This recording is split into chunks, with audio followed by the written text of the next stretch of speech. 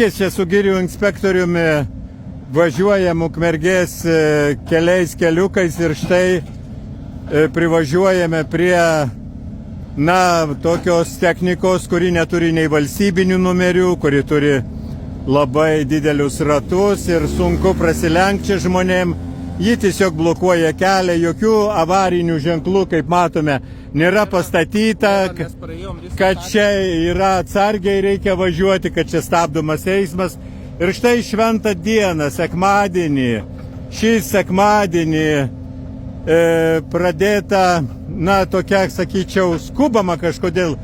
Mindaugai, kai mudu susitikom, pats sakei, kad apie mus labai daug ką pasakė Skvernelio patarėjas Skirmantas Malinauskas. Ar gali trumpai pasakyti, kas jam nepatinka girių inspekcijoje ir Sąjūdžio už Lietuvos miškus veikloje?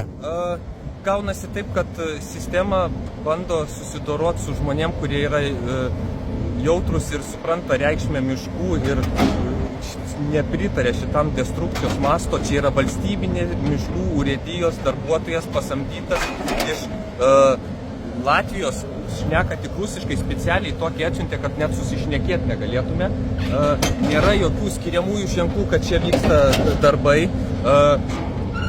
Jisai ant servitutinio kelio ir niokoja Europos svarbos buveinės per paukščių perėjimo metu, paukščių veisimosi metu. Ką tik kalbėjau su vietinė, su mama, tenais atvažiavo į sodybą, jinai taip naiviai čia sako, gal elektrikai, gal ne. Čia yra VMU, čia yra mūsų valstybinis turtas, priklausantis kiekvienam, man, tau, o ne kokiam Skverneliui ar kažkokiems prie kompiuterio sėdintiems riteriams. Aš gyvai važinėju, Gintautas taip pat gyvai važinėja, kalba su visais žmonėm, bendrauja ir mes matom, kas čia vyksta. O čia yra tiesiog destrukcijos mastas, įspūdingas mūsų urėdijos, mano miškų. Čia mano miškai yra supranta. Taip, Mindaugai, čia mūsų, tavo, mano. O ko Malinauskas nepatenkintas? Buvęs Skvernelio patarėjas, reikia aiškiai pasakyti poziciją, kad ir girių inspekcija, ir aš asmeniškai nekartą kritikavau Skvernelio bendražygę Ausmą Miškinienę, kuri visiškai neįsiklausė iš žmonių nuomonę ir naikina, nori sunaikinti, dar nesunaikinu, nori sunaikinti 100-metę Kapčiamiesčio girią, viena iš geriausių, viena iš gražiausių Europos girių. Taigi, koks atsakas būtų šitam, kaip pats sakei, rašytojui Malinauskui? Jisai tik vienas iš tų, aš net stengiuosi energijos daug juos nedėti, jie yra tiesiog riteriai prie kompiuterio, kurie net gamtoj nebuvo. Malinauskas nebuvo nei Rūdininkuose priešarpo, nei Kapčiamiesty, jis garantuoju, nei su vienu kapčiamiestiečiu gyvai nėra šnekėjęs. Aš esu Gintautas ir aš šnekėjęs. Ir mes išgirdom, kokią tragediją tenais vyksta. O žmogus tiesiog, kuris prazombintas kažkokios, kad karo infrastruktūrai reikia išpjauti miškus, tai yra nesąmonė. Aš esu už tai, kad mes gintumėmės, už tai, kad palaikytume Ukrainą, už tai, kad mūsų oro gynyba būtų gera, kad dronus mes turėtume stipriausius pasaulyje. O ką dabar darom dykumas kažkokiem tankiukam pasivažinėti? Tipo absurdas, nebe tie laikai.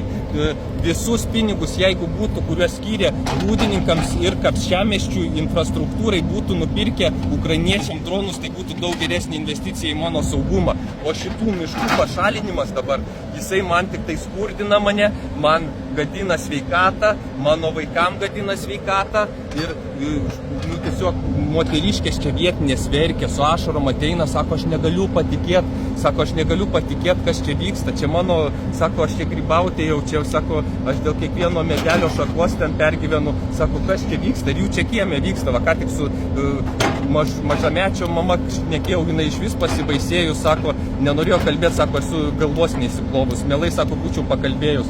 Tada ten kaimynai, Ukmergė, čia jūsų miestas, jūs čia galite ateiti su dviračiu, atvažiuoti, tiesiog susirinkim, pasižiūrėkim, kas čia daros.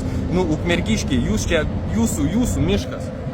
Tai kokią mes siunčiam žinią Skvernelio patarėjui, buvusiam tiesa patarėjui, kuris matyti ir dabar konsultuoja Skirmantui Malinauskui. Tai kad Sąjūdis... Vadintų tai apie Skvernelį. Skvernelis tas žmogus, kuris priėmė urėdijos reformą, įdarbino Kaubrę ten iki gyvenimo galo, kol paskutinis medis bus nupjautas.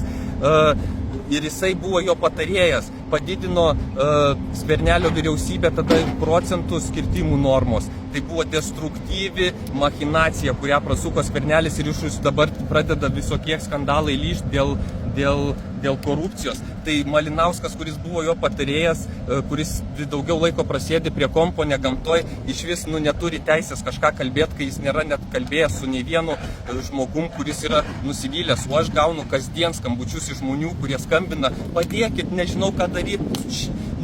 Aš į mėnesį 100 tokių skambučių gaunu, jūs man skauda, verkia širdis ir kraujas. Mindaugai, aš suprantu, pats jaudinėsi, bet mes turime ir Malinauskui, ir visuomeniai siųsti žinią, kad tiek Sąjūdis už Lietuvos miškus, tiek Girių inspekcija apjungs jėgas ir toliau kovos už Lietuvos miškų išsaugojimą ateities kartoms ir iš tikrųjų sieks, kad buvęs ministras pirmininkas, kuris yra dabar įtariamas galimai paėmęs 51 000 kyšį, tai būtų patrauktas iš tikrųjų, jeigu neteisinė atsakomybės, tai visuomenės teismui.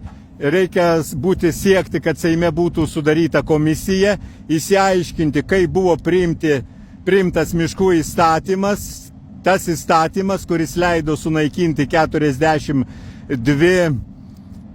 pelningai dirbusias urėdijas, išvaryti iš darbo kelis tūkstančių žmonių, o štai kas dabar darosi, matome patys. Va, šitas traktorius netgi važiuoja ne per savo laukus, ne per savo pievą, sukasi, niukoja ir iš tikrųjų štai šito mūsų buvusio ministro pirmininko Skvernelio miškų reformos rezultatai. Iki 2016 metų mes tokių vaizdų tikrai niekada niekur Lietuvoje nematėme. Tai tokia būtų, matyt, žinia mūsų Skirmantui Malinauskui, tas, kuris, kaip jūs sakote... Gintautai, nesikoncentruojamės į save. Tų pinigėlių, lobistų, papirktų žmonių, nesusigaudančių žmonių yra labai daug. Bet yra ir daug žmonių, kurie mato, kurie jaučia. Ir šitas žmogus pamatęs, kad yra žmonės turi sustoti.